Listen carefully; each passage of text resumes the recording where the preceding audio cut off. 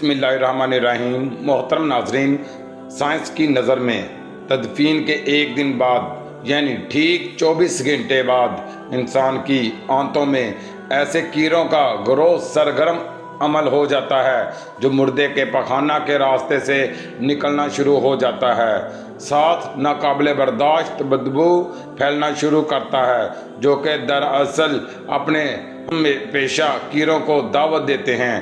یہ اعلان ہوتے ہی بچھو اور تمام کیڑے مکوڑے انسان کے جسم کی طرف حرکت کرنا شروع کر دیتے ہیں اور انسان کا گوشت کھانا شروع کر دیتے ہیں۔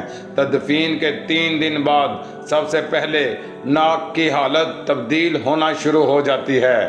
6 دن بعد ناخن گرنا شروع ہو جاتے ہیں۔ 9 دن کے بعد بال گرنا شروع ہو جاتے ہیں۔ انسان کے جسم پر کوئی بال نہیں رہتا اور پیٹ پھولنا شروع ہو جاتا ہے۔ 17 دن بعد پیٹ پھٹ جاتا ہے اور دیگر اجزاء باہر آنا شروع ہو جاتے ہیں۔ 60 دن بعد مردے کے جسم سے سارا گوشت ختم ہو جاتا ہے۔ انسان کے جسم پر بوٹی کا ایک ٹکڑا باقی نہیں رہتا۔ 90 دن بعد تمام ہڈیاں ایک دوسرے سے جدا ہونا شروع ہو جاتی ہیں۔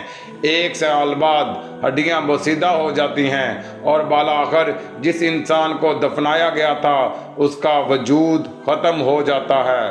تو میرے دوستو، غرور، تکبر، حرص، لالچ، گھمنڈ، دشمنی، حسد، بغض، جلن، عزت، وقار، نام، عہدہ، بادشاہی، یہ سب کہاں جاتا ہے؟ سب کچھ خاک میں مل جاتا ہے۔ انسان کی حیثیت ہی کیا ہے؟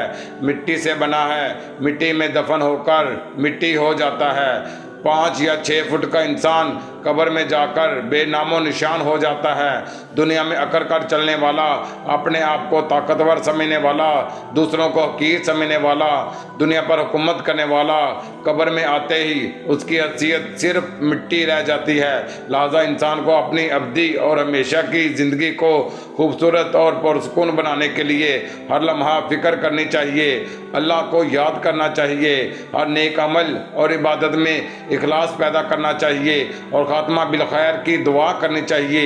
اللہ تعالیٰ مجھے اور آپ سب کو اچھے اعمال کی توفیق عطا فرمائے اور ہمارا خاتمہ ایمان پر کرے اور کلمہ طیبہ نصیب کرے، آمین۔